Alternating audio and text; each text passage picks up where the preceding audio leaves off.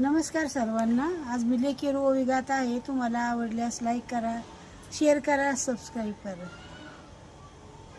सग बाप म्हणिले की नांदून ग करण नाव, तुझ्या गभवताली न माझ्या बाई सोयऱ्याचे गाव, तुझ्या भवताली न माझ्या बाई सोयऱ्याचे गाव.